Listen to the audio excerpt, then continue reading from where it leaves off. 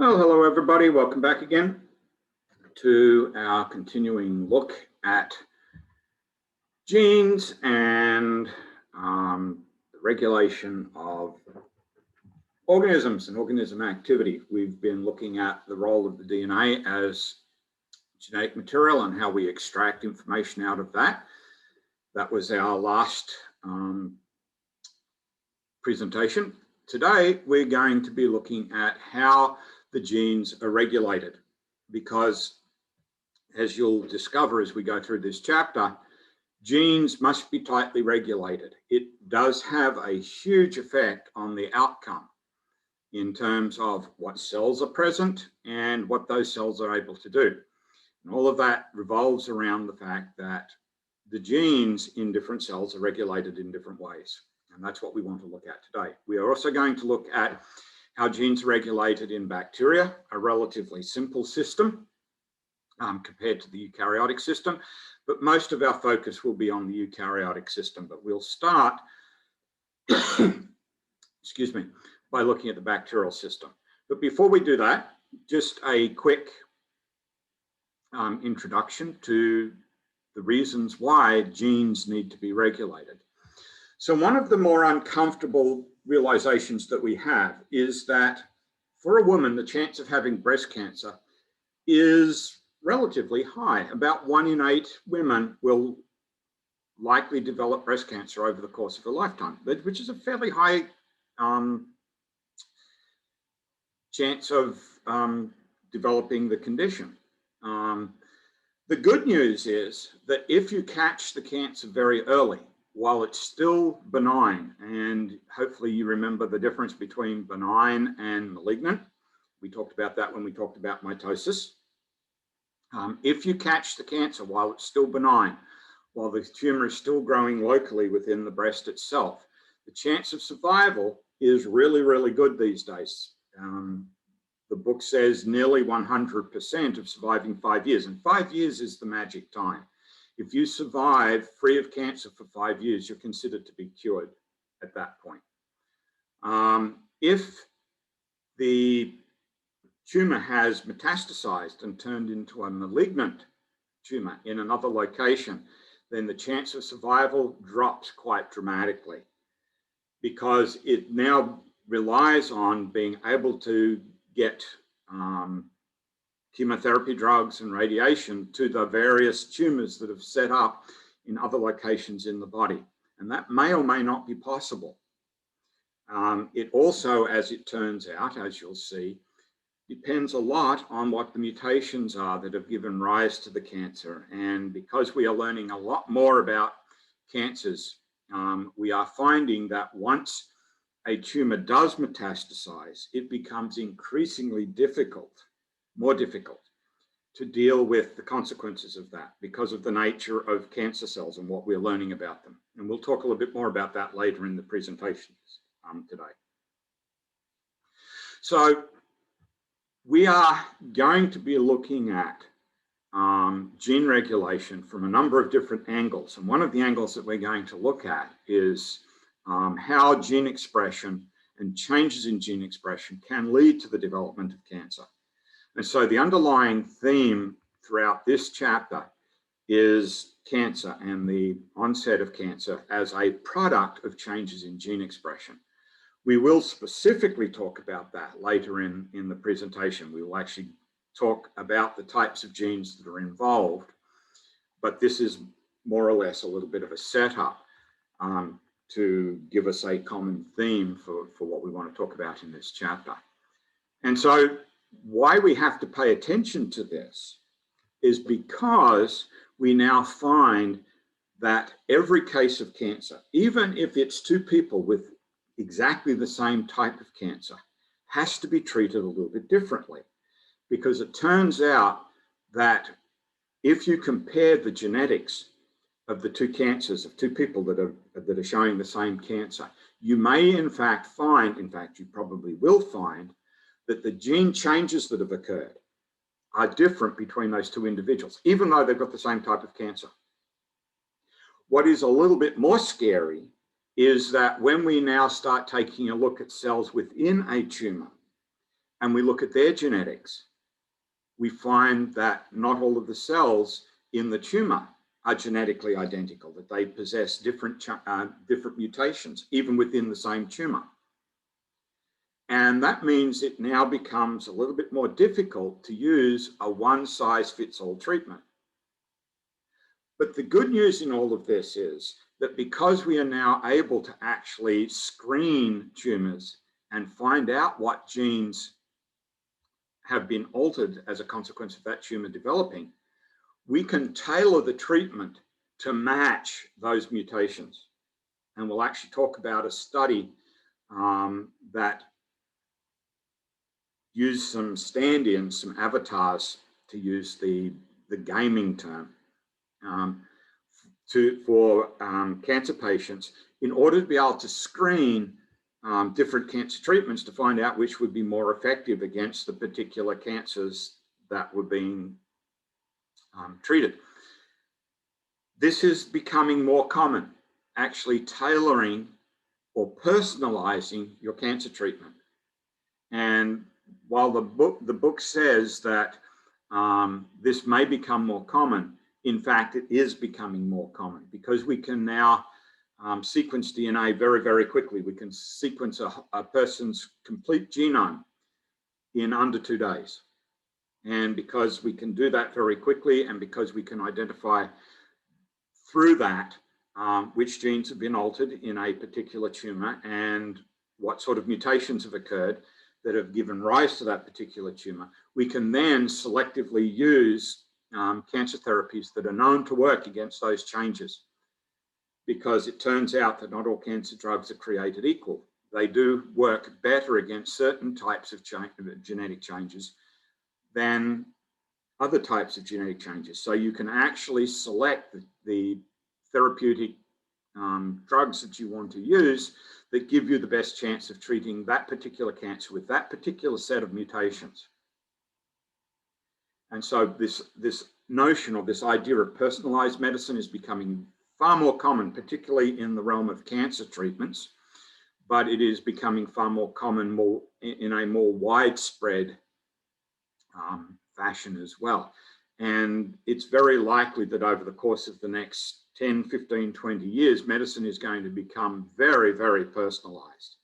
That your particular genome and the particular set of genes and mutations that you possess within that genome are going to become part of your medical record.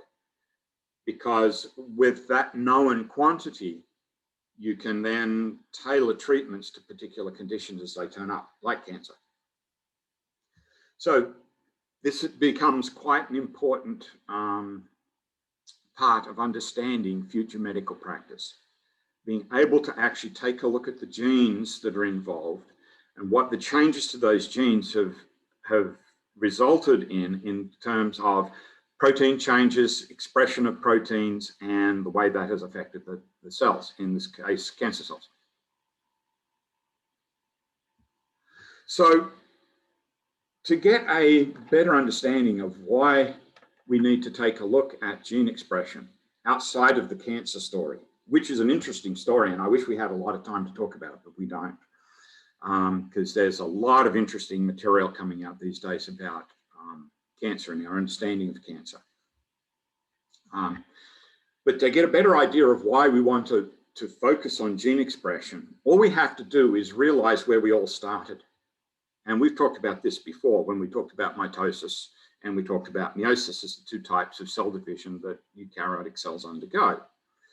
We know that meiosis is responsible for producing the gametes, the eggs and the sperm, but when the eggs and the sperm unite to form the zygote from which we all started that single cell, it is then mitosis that gives rise to all the cells that make up your body.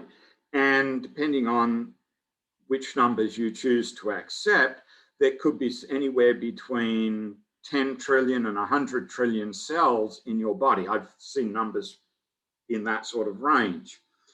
What we do know is, however, that there are about 220 different types of cells in your body. And each one of those different types of cells, and in fact, every cell in your body, is genetically identical to the zygote from which we all began. because mitosis is the cell division that produces those cells. And remember, the whole point of mitosis is to produce cells that are genetically identical to each other and also genetically identical to the cell from which they are derived. So if that is the case, if all the cells in your body are the product of mitosis, they are all going to be genetically identical and contain the same set of chromosomes with the same set of genes. Yet we have these 220 different types of cells in our body. And it is quite clear that different cells in different locations are expressing or producing different proteins. And that is what is giving rise to each type of cell in its specific location, which tells us quite clearly that even though every cell in our body possesses exactly the same genes in exactly the same set of chromosomes, not every cell expresses all of those genes. In fact, what sets every type of cell aside from each other type of cell is the genes that it actually expresses. Now, there are some genes that every cell would express. We might refer to those as housekeeping genes. So, for instance, the genes associated with cell respiration, because all cells need to carry out cell respiration in order to be able to produce the ATP that they need to maintain their activities. So we'd expect those genes to be turned on pretty much universally across all the cells in our body. But if you're looking at a cell in your eye, in the lens of your eye, it makes a protein called crystalline, which is the protein that makes up the clear lens of your eye. And only the cells in the lens region of your eye produce that protein. Yet we know that every cell in your body has the potential to produce that protein because it has the genes for it. Likewise, we could look at your muscle cells and we would find that there would be proteins unique to your muscle cells. Myosin is a protein that is unique to muscle cells, and it's involved in interactions with another protein called actin that allows your muscles to contract. But only muscle cells produce these proteins. Not every cell needs to produce these proteins. Yet every cell has the potential to produce those proteins because they have the genes. We have a table in the book, and I've got it reproduced here in the presentation, that shows three different types of cells. So it's got the pancreas cell, and specifically a cell called an islet of Langerhans cell, which is one of the which is the cell type in the pancreas that makes insulin. Then we've got a white blood cell. This is part of our immune system, and these will either make antibodies against pathogens or go out and hunt pathogens that have been tagged with antibodies to get rid of them. And then we've got a nerve cell that is responsible for sending electrical signals from the brain to other locations throughout the body. Three different types of cells. They all, according to this table, uniformly produce the genes for glycolysis. No surprise there, as I mentioned just a minute ago. All cells carry out cell respiration, so we would expect them to be producing the enzymes for glycolysis. But why would they all need to make an antibody gene? Why would they all, antibody protein? Why would they need to make insulin? All of them make insulin. Or why would all of them need to make hemoglobin? Well, they don't need to. All they need to do is make the proteins that are relevant to their function. So given that the white blood cell is part of the immune system, and if this is what a white blood cell that belongs to a group called memory cells, these are the cells that remember how to make antibodies against different types of pathogens. So we would expect them to have antibody genes that are active. But we wouldn't expect them to be making insulin, and we wouldn't expect them to be making hemoglobin or any of the other proteins that are associated with other functions. If you're a pancreas cell and you're an islet of Langerhans cell, then yes, you are supposed to be making insulin. That's what your job is. But your job is not to make antibodies, so we wouldn't expect it to be doing that, and we wouldn't expect it to be making hemoglobin. And in fact, you notice that all three of these cells are negative for hemoglobin. Why? because hemoglobin is found in red blood cells.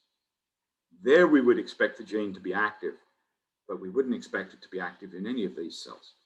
So what this table is telling us is that different types of cells selectively express different genes, and that selectivity is what results in the different types of cells. So even though all of these cells contain exactly the same set of chromosomes, they are the product of mitosis, and contain the same set of genes, because again, they are the product of mitosis. Once they are derived via mitosis, there must be a way of regulating which genes they have turned on and which genes they have turned off. So the question then becomes, what do we mean when we say a gene is turned on or a gene is turned off? That we'll get to in a moment. But first, let's take a quick stop. And I'm not going to break the recording here. I'm just going to talk about the concept check question. And the question is, if all the cells in your body have the same set of genes, how can they be so different? And of course, it really just comes back to what I've just been talking about, what we've just looked at. The fact that different cells express different sets of genes, or selectively express different genes, and that results in the different types of cells. So perhaps I should put a note in here just to move this across a little bit so I've got a bit more room. Sure the pen is active. So different types of cells.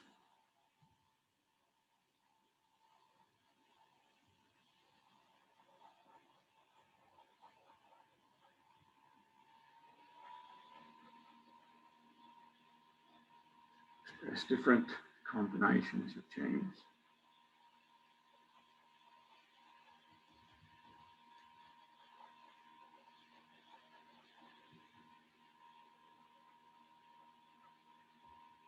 Which results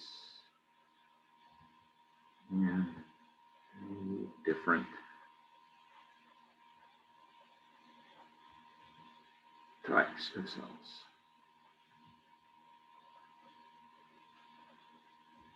So that would be a good answer to a question like this.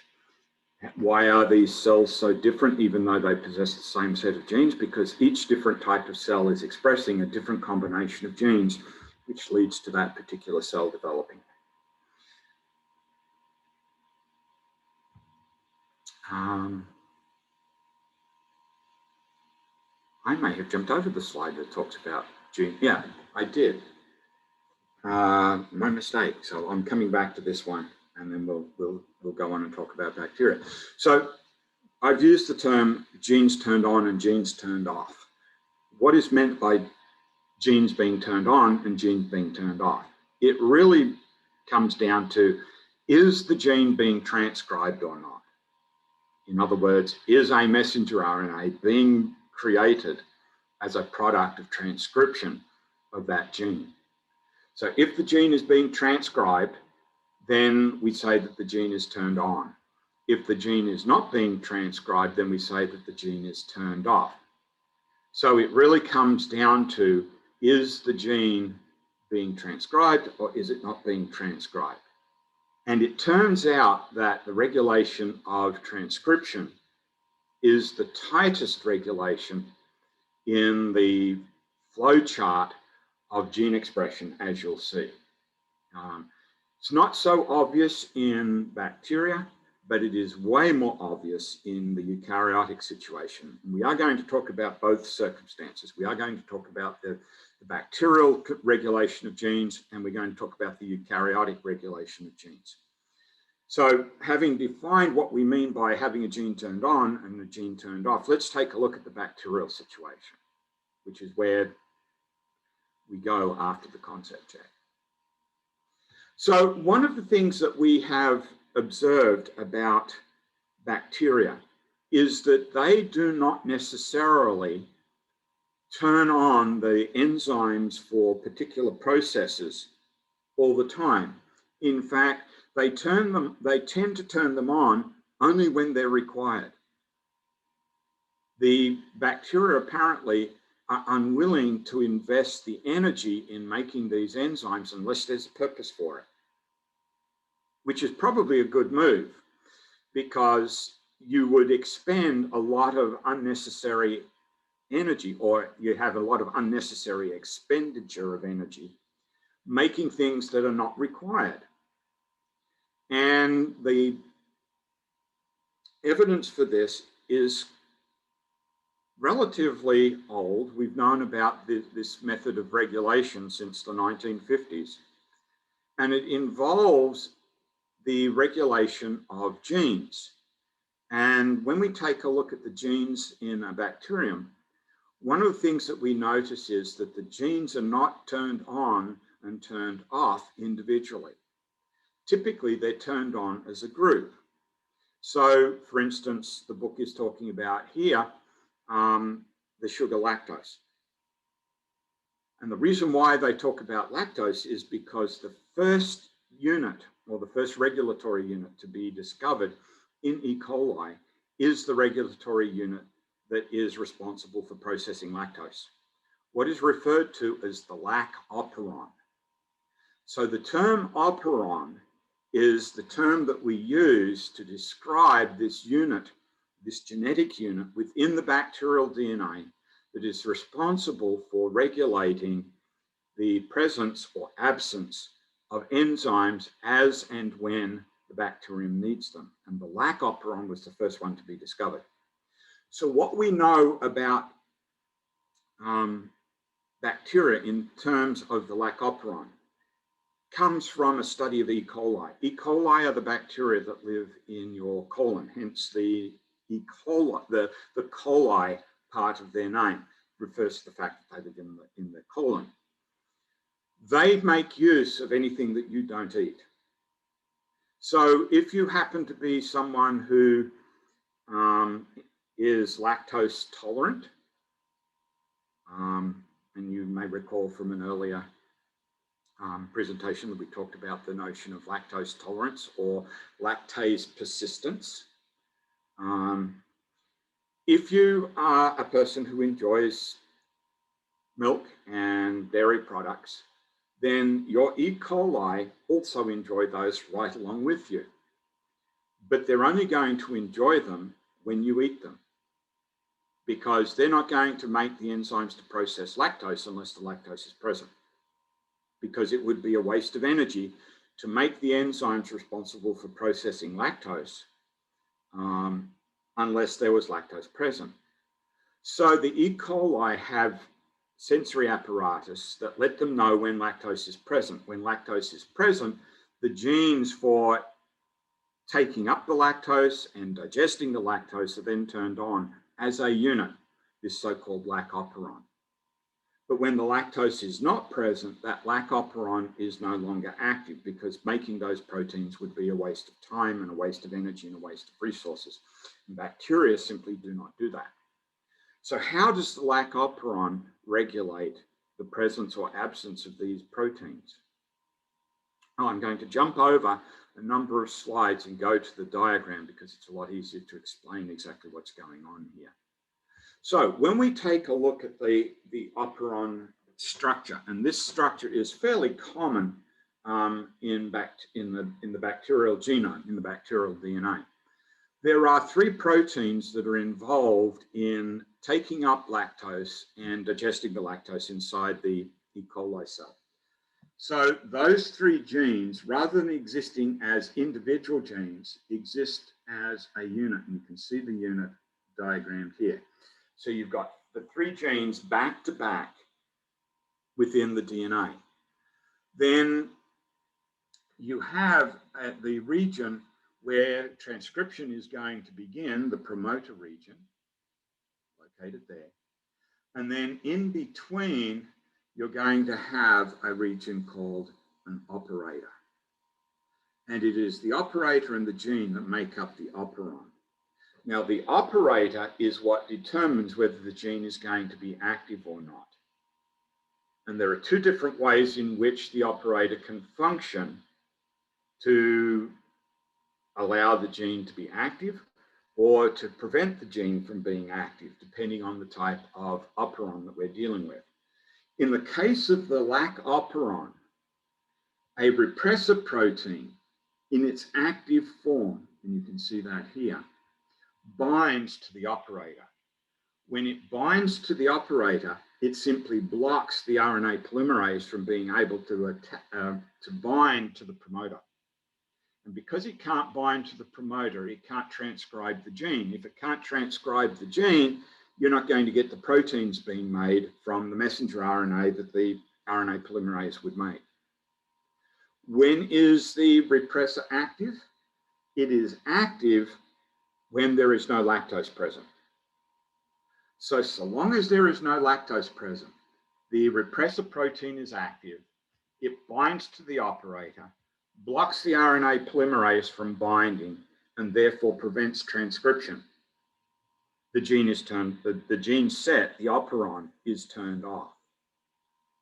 If lactose is present, a small amount of lactose can get into the cell relatively easily, and that lactose then binds to the repressor protein, and it changes from its active form to its inactive form. And as a consequence, that frees up the promoter so that the RNA polymerase can bind and carry out transcription, because there's no repressor protein bound to the operator blocking the RNA polymerase from carrying out transcription.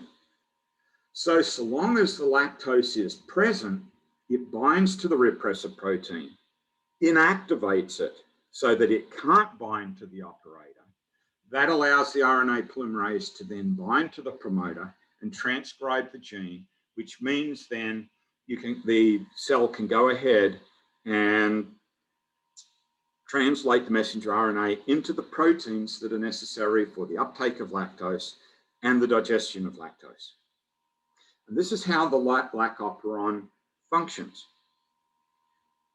Under normal circumstances, with no lactose present, the repressor is active, it binds to the operator, it blocks transcription, the genes are kept turned off. In the presence of lactose, the repressor is inactivated, the operator is now not functional because the repressor protein is not binding to it. That allows the RNA polymerase to bind to it, and transcription can occur. So that's the lac operon. That was the first one to be discovered. We now know that many of the enzymes that are involved in making things for bacterial cells are in these operons and are under control of repressors and activators. And it really depends on the nature of the stuff to be made, I guess, or the process to be carried out as a consequence of having an active gene that determines how the operon functions. So we've seen one way of controlling the operon by having an active repressor protein being active in the absence of the molecule that is going to be processed by the genes that are in the operon. But what if the reverse is true? What if we want to have the gene inactive in the presence of something in the environment and only become active again when that thing is absent? Well, we do know of operons that function that way as well. It's described here rather loosely, but I'm going to give you a little bit more information. So the alternative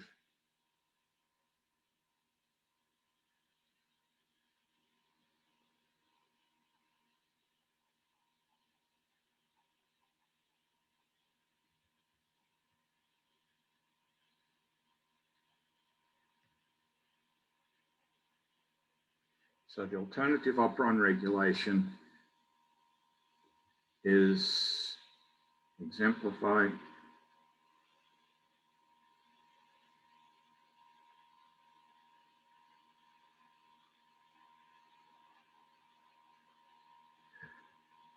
by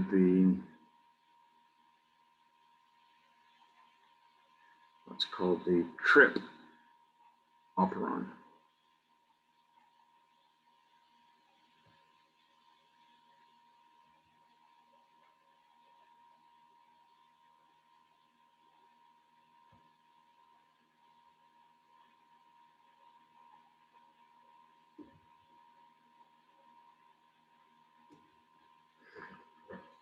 So the trip operon is responsible for making tryptophan when tryptophan is absent in the environment.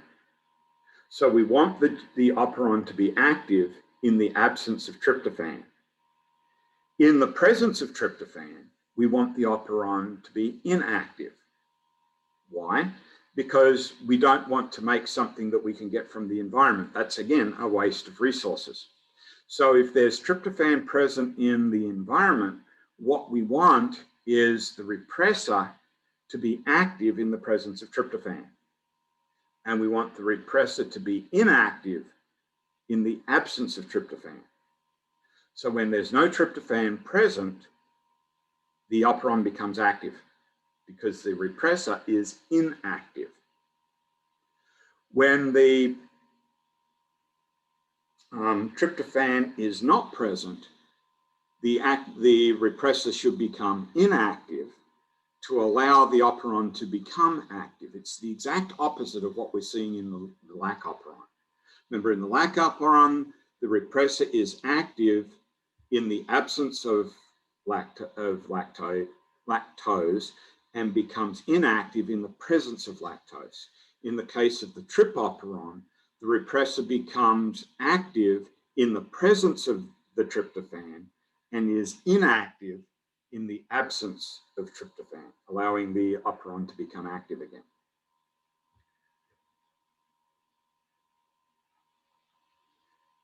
So the operon is active in the absence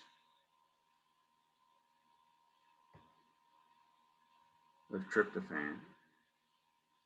And I'm just going to use the abbreviation TRP, which is the abbreviation for tryptophan. Well, actually, maybe I should put in the whole word for you.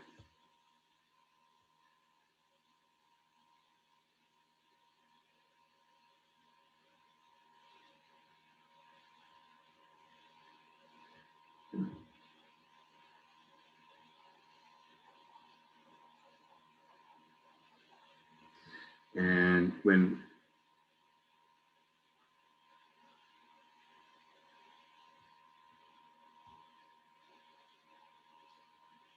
tryptophan repressor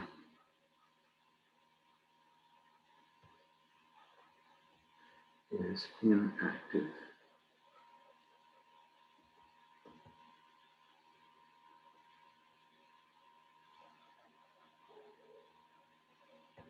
and the operon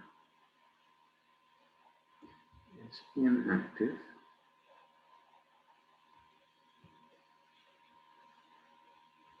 in the presence of tryptophan.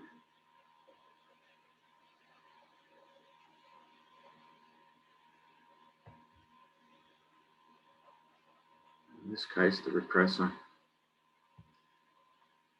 is active. So it's the exact opposite of what we see in the lac operon or the lactose operon. So these are the two basic ways in which operons are regulated in bacteria and in prokaryotes in general. It means that they can save on energy and resources because they only turn on the genes that are necessary on the basis of what they're finding in their environment or what is missing from their environment.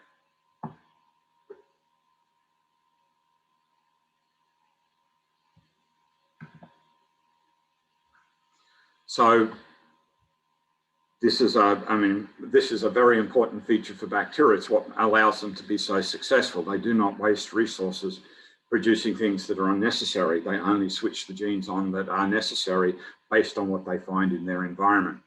So it's a pretty good system, and it works exceptionally well, obviously, for bacteria because they are so successful as organisms. So, quick concept check. And in fact, we will stop here, pause here, because we're going to change gears and move on to the eukaryotic system after this concept check. So we will take a quick break here. So let me read out the concept check question, and then I'll see you on the other side of the break for the answer. So mutation in E. coli makes the lac operator unable to bind to the active repressor. So the repressor is not going to bind to the operative region of the operon. How would this mutation affect the cell, and why would this effect be a disadvantage? I'll see you on the other side of the break.